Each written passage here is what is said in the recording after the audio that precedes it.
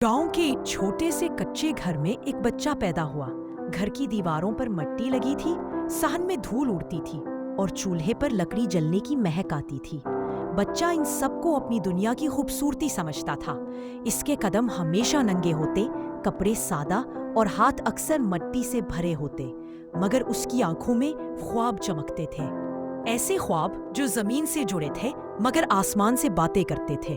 उसका बाप किसान था, खेत में दिन भर काम करता, हाथों में छाले होते मगर चेहरे पर सुकून होता। बेटे को कहता, बेटा मिट्टी को कभी हकीर ना समझना, ये हमें पालता है, ये हमें जिंदा रखता है। बच्चा खामोशी से सुनता और जब तन्हा होता तो मिट्टी की मुट्ठी अपने हाथ में लेकर घंटों सूंघता। उसे इस मिट्टी में माँ का प्यार, बाप की मेहनत और खुदा का करम महसूस होता। गांव के स्कूल में वो बच्चा पढ़ने जाता तो बाकी बच्चे उसे किसान का बेटा कहकर छेड़ते। शहर से आए हुए उस्ताद भी अक्सर तंजिया अंदाज में कहते, पढ़कर भी क्या करोगे, आखिरकार तो खेत ही जाओगे। लेकिन वो चुप रहता। वो अपनी कॉपी के आखिरी सफ़े पर अक्सर खेत, बीज और सब्जा बनाता। उसे मिट्टी से मोहब्बत थी, मगर वो जानता था कि अगर इल्म उस मोहब्बत के साथ जुड़ जाए तो जमीन भी सोना उगल सकती है। वक्त गुजरता गया। मैट्रिक के बाद सब ने कहा, अब बस करो, बाप का हाथ बटाओ। लेकिन उसने तालीम जारी रखी। दिन भर खेत में काम करता, रात को पढ़ता। थकावट कभी रास्ता न रोक सकी, क्योंकि उसके इरादे मजबूत थे। गांव के लोगों ने हंसी उड़ाई, मगर उसने उनकी बातों को जमीन में दफन करके अपने ख्वाबों को पानी देना जारी रखा।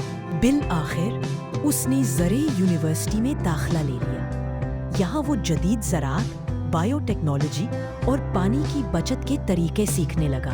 वो जानता था कि जो मिट्टी कभी सिर्फ हल और बैल के रहमो करम पर थी, उसे अब इल्म के साथ नया रंग दिया जा सकता है। यूनिवर्सिटी के आखिरी साल में उसने स्मार्ट एग्रीकल्चर पर एक प्रोजेक्ट बनाया जो बाद में एक मशहूर अवार्ड जीत गया। तालीम मुकम्मल करने के बाद सबने समझा कि वो शहर में ही नौकरी करेगा, मगर वो वापस अपने गांव लौट आया। सब हैरान हुए, लेकिन वो जानता था कि उसकी जड़ें इसी मिट्टी में थीं। उसने खेतों में जदीद निज़ाम नस्ब किया। ड्रिप इरिगेशन, नामियाती खाद, मौसमी सेंसर्स और मशीनी काश्तकारी के जरिए न सिर्फ अपनी ज़मीन की पैदावार बढ़ाई, बल्कि गांव के दूसरे किसानों को भी तरबियत देना शुरू की। इसका मॉडल पूरे जिला में मशहूर हो गया। एक दिन वही उस्ताद जो उसे किसान का बेटा कहकर मजाक उड़ाते थे, उसके सेमिनार में अगली कतार में बैठे सुन रहे थे। वो फख्र से उस वक्त को याद करता जब वो छोटे हाथों से मिट्टी की मुट्ठी सूंघकर ख्वाब देखता था।